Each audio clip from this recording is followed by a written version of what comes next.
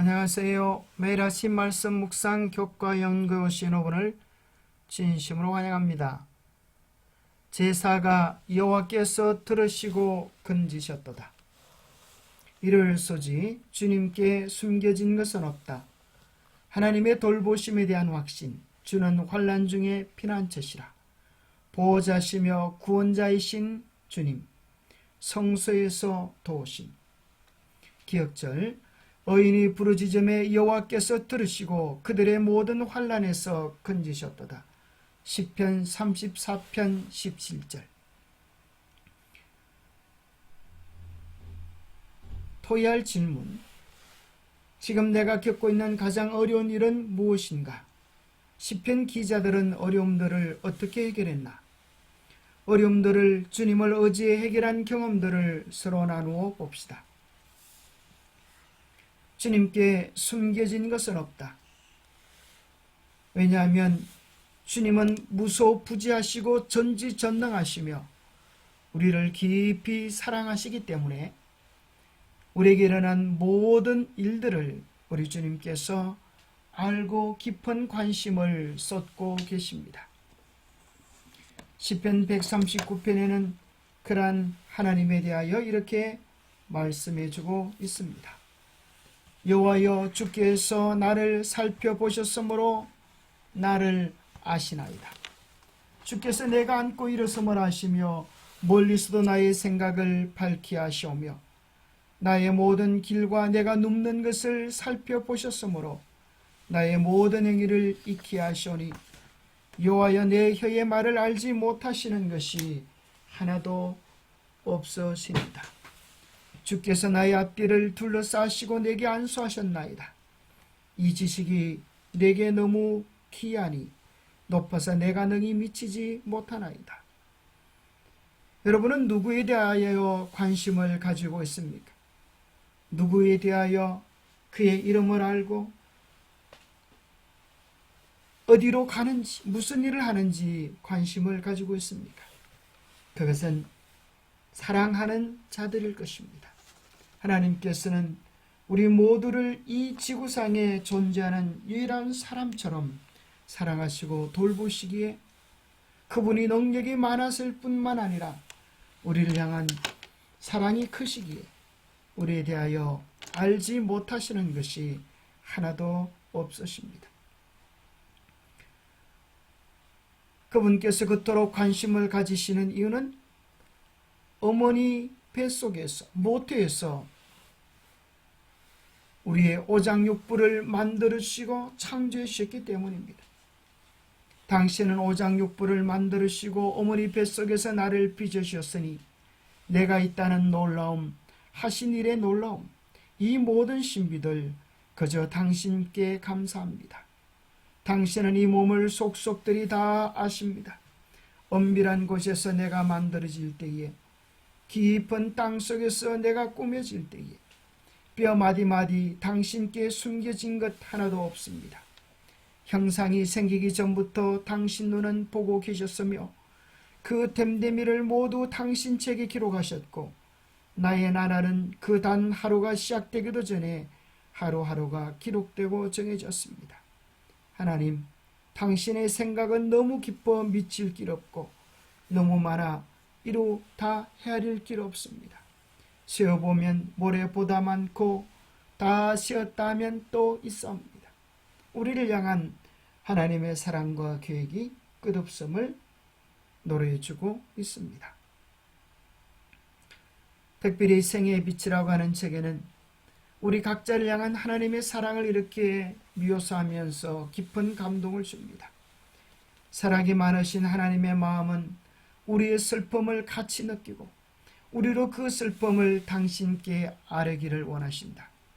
우리는 우리를 괴롭히는 모든 것들을 그분께 가져갈 수 있다. 그분께서 감당할 수 없으리만큼 벅찬 것은 아무것도 없다. 왜냐하면 그분은 이 세상을 붙드시고 우주를 통치하시기 때문이다. 우리에게 일어나는 일들이 그분께 주목의 대상이 되지 못할 만큼 작은 것은 아무것도 없다. 우리의 생애에서 그분이 이야기에 너무 어둡거나 슬픈 것은 아무것도 없다. 하나님과 그분의 백성들 사이의 사랑은 너무나 강하기 때문에 모든 사람은 그분의 완전하신 보살핌을 받고 있다. 그분께서는 마치 이 세상에 당신의 아들을 주실 만한 다른 어떤 사람도 없었던 것처럼 각 사람을 대우하신다. 하나님의 그 크고 놀라운 사랑을 우리가 경험하게 되기를 바랍니다. 월요일 하나님의 돌보심에 대한 확신. 그러면 우리를 사랑하시고 창조하시고 인도하시는 주님께서 우리 각자를 어떻게 돌보고 계시는가? 내가 산을 향하여 눈을 들리라. 나의 도움이 어디서 올까? 우리 주님께서는 우리를 지키시며 졸지도 아니하시고 주무지도 아니하시면서 낮에 해에서 밤에 달에게서 우리를 지키고 보호하신다고 약속하십니다. 여호와께서 너를 실족하지 않게 하시겠다. 졸지도 않고 주무시지도 않으시는 우리의 수호자이십니다. 주께서 내 그늘이 되심은 출애굽 당시의 구름 기둥을 떠올리게 합니다. 하나님은 우리의 오른편에 계셔서 강한 선능한 손으로 붙잡으시고 구원해 주셔서 해나 달도 주님께서 허락하신 것 아니면 어떤 것도 우리에게 내리지 못할 것을 말씀하십니다. 하나님의 그 크시고 놀라운 사랑과 돌보심에 대하여 성경은 표현하기를 우리를 당신의 눈동자같이 지키시고 사랑하시며 보호하신다고 하셨습니다. 눈동자는 우리 지체 중에 얼마나 존귀하고 소중한 부분입니까? 하루에 눈이 1만 5천 번 정도 깜빡인다고 합니다. 조그만 위험이 와도 눈은 금방 눈을 감습니다. 하나님께서 우리를 그렇게 지키시며 보호하시며 사랑하신다는 의미입니다. 우리는 잠언 7장 2절에 보면 하나님의 법을 우리가 눈동자처럼 지키라라고 하는 말씀이 있습니다. 그로 하나님의 법을 사랑하는 자들을 하나님께서 얼마나 더 사랑하시고 눈동자처럼 지켜주시겠습니까? 스가랴 14장 12절에 보면 하나님의 법을 가진 백성들, 예루살렘을 치는 백성들에게 대하여 그들의 눈동자가 썩을 것이라고 이야기하고 있습니다. 하나님께서 우리를 눈동자처럼 여기신다고 하는 것에 대한 참으로 놀랍고 놀라운 표현이 아닐 수 없습니다. 화요일소시 주는 환난 중에 피난처시라. 하나님께서 우리의 피난처요 요새요 의리하시는 하나님이 되시기에 이 세상의 공포와 재난과 전염병과 재앙이 몰아칠지라도 1000명이 내 왼쪽에서 10,000명이 오른쪽에서 엎드리지나 이 재앙이 우리에게 가까이 하지 못하도록 지켜주시겠다고 약속해 주고 계십니다. 여러분은 어떤 재난과 어려움 속에서 하나님의 보호를 받았던 경험을 하고 있습니까? 특별히 저는 제2차 세계대전 전쟁터 속에서 총을 들지 아니하고 전쟁터에 끌려갔던 한 신실한 크리스찬을 소개하고 싶습니다. 프렌처 하젤 목사님으로 이분은 40세 나이에 독일군에 징집되었습니다. 어렵지 않은 전쟁에 참전하여 불의한 피를 흘리는 것은 합당치 않다고 생각했던 그는 집총을 거부했습니다. 무수히 매를 맞고 하젤은 총 대신에 사반자루를 들고 699 선봉중대의 일선에 서게 되었습니다. 나치의 장교는 내가 총을 들고 적을 쏘지 않는다면 적군의 총이 너에게 어떻게 하는가를 보여주겠다며 사반자로 내어주고 공병부대에 배치하여 그를 총알이 소낙비처럼 쏟아지는 최전선에 배치했습니다. 지원부대인 공병부대는 언제나 전투부대인 보병부대 앞에 서서 다리를 놓아야 했습니다. 그러나 놀라운 일이 벌어졌습니다. 이상한 일이 벌어졌습니다. 전투가 시작될 때 총을 들고 있는 수많은 독일 병사들이 그의 주위에서 쓰러져도 총알은 언제나 그를 피해갔습니다. 정말 말씀 그대로 천인이 만인이 내 곁에서 넘어질지라도 보호하시겠다고 하는 약속을 경험하게 된 것입니다. 전쟁이 끝나자 하젤 목사는 연합군의 포로가 되었습니다. 포로를 심문하던 미군 장교는 하젤 목사의 신상 기록을 보고 고개를 갸우뚱했습니다. 그 문서에는 전쟁이 성공적으로 수행되면 즉시 사형에 처할 것이라고 기록되었기 때문입니다. 독일이 승리하면 사형에 처하다니. 당신은 독일군에서 무슨 죄를 지었소? 미군 장교가 물었습니다. 나는 이 전쟁을 반대했기에 총을 들지 않았습니다. 그리고 하나님께서 성경에 명하신 대로 안식일에는 일하지 않았습니다. 아니, 그 지독한 나치 군대에서 안식일을 지켰단 말이요. 예, 그렇습니다. 그것이 바로 제가 지은 죄입니다. 당신은 참으로 훌륭한 죄를 지었군요. 나는 유태인이지만 미군에서도 안식일을 제대로 지키지 못했는데 당신은 참으로 훌륭하십니다. 군에 징집되기 전에 직업은 무엇이었습니까? 내 목사였습니다. 그렇습니까? 이 지역의 독일군 포로들은 농장으로 보내져 노동을 시키고 있습니다. 목사님은 주의 종이니 주의 농원에 가서 일하십시오. 그래서 그는 미국에서 하나님을 위하여 평생 헌신하고 수고하는 목사요 또 교수가 되었습니다. 그뿐 아니라 헥소고지라고 하는 영화로 우리에게 잘 알려진 데스몬 도스의 이야기가 있습니다. 제2차 세계대전 오키나와 전투의 최고 격전지 중에 하나였던 헥소고지에서 그도 총을 들지 아니하고 전쟁터에 나아갔습니다. 총알이 빗발치는 그곳에서 무기 없이 75명의 생명을 건져낸 기적적인 실화가 있습니다. 빗발치듯 쏟아지는 총알 속에서 하나님은 그를 보호해 주시고 인도해 주셨습니다. 전쟁이 마치고 나서 그는 국가로부터 참으로 대단한 영광스러운 훈장을 얻게 되어졌습니다. 하나님을 사랑하며 그의 계명에 신실할 때 하나님은 당신의 백성을 결코 외면하지 않으심을 발견하게 되는 것입니다. 수혈소지 보호자시며 구원자이신 주님, 지구 역사 가운데 가장 놀라운 하나님의 이적을 경험했던 사람들은 아마도 출애굽을 통과한 그 무리들이 아닐까 생각합니다. 그들은 홍해가 갈라지는 기적을 보았습니다. 하나님께서 아침마다 만나를 쉬고 반석을 열어 물을 공급하는 것을 경험했습니다. 그 반석은 우리에게 생명과 구원의 근원이 되시는 예수 그리스도를 예표합니다.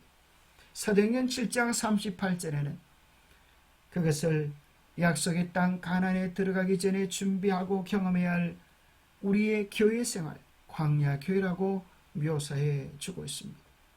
그런데 참으로 안타까운 사실은 그러한 놀라운 이적과 사랑을 경험했음에도 불구하고 그들 가운데 많은 사람들이 약속의 땅에 이르지 못하고 멸망했다는 것입니다. 그래서 바울은 이렇게 이야기합니다. 그들과 같이 악을 즐기하지 말자. 그들과 같이 우상 숭배하는 자가 되지 말자. 그들과 같이 음행하지 말자. 그들과 같이 시험하지 말자. 그들과 같이 원망하지 말자. 그들에게 일어난 이런 본보기가 되고 또한 말세를 만난 우리를 깨우치기 위하여 기록되었나이다. 하나님의 보호하심과 사랑과 인도하심은 크지만 우리가 고의적으로 하나님을 원망하고 불평하며 하나님의 보호하심에서 스스로 떠나는 것입니다. 어떤 목사님은 재미있게도 교회 안에도 원불교 신자들이 많다고 그렇게 풍자했습니다. 원불교 신자라고 하는 것은 원망과 불평이 가득한 신자라고 하는 것입니다. 하나님의 이렇게 놀라운 사랑과 축복을 경험했음에도 우리의 입술에서 원망과 불평이 떠나지 않는 사람은 원불교 신자인 것입니다. 출애굽의 이야기를 통하여 궁극적으로 우리는 예수님 안에서 구원을 얻을 수 있고, 하늘의 창조주를 바라볼 때 하나님의 보호하심은 다함이 없다고 하는 사실을 확인하게 됩니다. 특별히 우리는 하나님의 보호하심에 대한 구체적인 예정을 출애굽할 때 10재앙 속에서 발견하게 되는데, 그 재앙들은 놀랍게도 하나님의 백성과 애굽 사람들을 구별했습니다.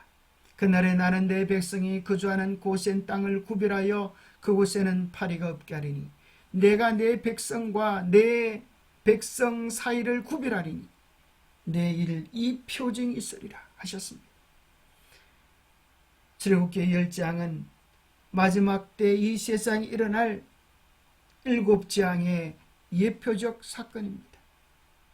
계시록 16장 2절에 보면 첫째 천사가 대접을 땅에 쏟음에 7재앙이 시작되는 것이 나옵니다. 그런데 그 7재앙은 누구에게 쏟아지는가? 짐승의 표를 받은 자들에게 쏟아질 것이라고 이야기합니다. 출애굽 당시에는 이스라엘 백성과 애굽 백성 사이가 구별이었다고 하면, 마지막 7재앙 때는 무엇이 구별의 표가 될까요? 교파일까요? 국가일까요? 아닙니다.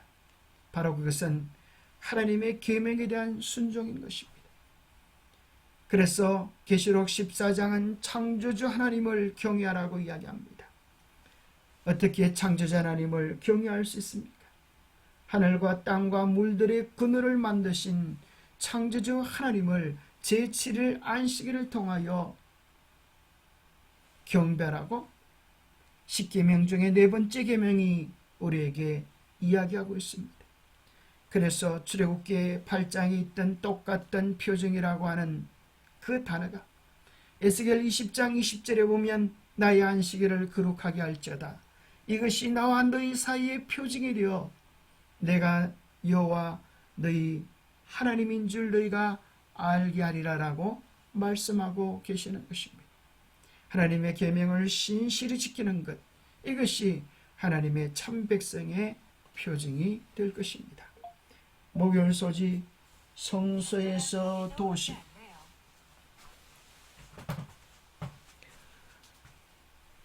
하나님의 도우심이 어디에서 오는가? 성소에서 온다고 성경은 끊임없이 이야기해 주고 있습니다.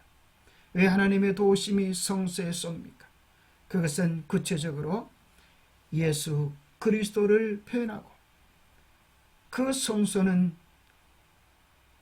이 땅에 오신 우리 중에 거하신 예수 그리스도를 나타내고, 계시록 21장 22절에는 궁극적으로 하늘에서 성전을 보지 못하였으니 이는 주 하나님 곧 전능하신 이와 및 어린 양이 그 성전이 되심이라고 말씀하고 계십니다. 성전은 구체적으로 하나님, 예수님, 우리의 보호자 되심을 이야기해 주고 있습니다. 성소는 구체적으로 언약이라고도 정의할 수 있습니다. 수고하고 무거운 짐진 자들아 다 내게로 와라. 내가 너희를 쉬게 하리라. 내가 너희를 보호하리라. 성소의 중심에는 언약궤가 있습니다. 이에 하늘에 있는 하나님의 성전이 열리니 성전 안에 하나님의 언약궤가 보이며, 또 번개와 음성들과 우레와 지진과 큰 우박이 있더라. 언약궤 안에는 언약의 문서인 십계명이 있는 것입니다. 하나님의 계명을 신실히 지킬 때 하나님은 당신의 백성들을 보호하시고 인도하시고 인쳐주시지만, 하나님의 계명을 대적하고 외면하면 여기 기록되어진 번개와 음성과 우레와 지진과 큰 우박이 마지막 7재앙 때 쏟아지는 것입니다. 계시록 22장 14절은 그의 계명들을 행하는 자들은 복이 있나니 이는 그들이 생명나무에 대한 권리를 가지며 또 그 문들을 통하여 도성 안으로 들어가게 하려 함이라고 이야기합니다. 하나님의 계명을 지키는 자들이, 하나님의 계명을 행하는 자들이 하늘 도성에 들어갈 당당한 권세를 가지게 될 것입니다. 기도하겠습니다. 하나님 아버지, 우리의 보호자여, 우리의 피난처여, 우리의 힘이 되신 하나님을 찬양합니다. 우리의 성소가 우리의 피난처가 되게 하신 은혜를 인하여 감사합니다. 사단은 어떻게 하든지 하나님의 백성들을 넘어뜨리고 미혹하기 위하여 우리로 하여금 하나님 편에 서지 못하도록, 주님의 품을 떠나도록, 하나님의 계명을 범하도록 유혹하고 있습니다. 이 마지막 때에 우리로 하여금 더욱 신실히 주님의 사랑에 깊이 뿌리내게 하시고 하나님의 계명에 신실할 수 있도록 도와주시옵소서. 우리로 하여금 하나님의 계명과 예수에 대한 믿음을 가진 마지막 진정한 남은 성도들로 서게 축복하여 주시옵기를 우리 주 예수 그리스도로 모자하여 간절히 간구하옵나이다. 하나님께서 의인의 기도를 들으시고 응답하시며 그들을 지키실 것입니다. 하나님의 사랑 안에, 하나님의 언약 안에 서는 우리 모두가 되시기를 축복합니다. 감사합니다.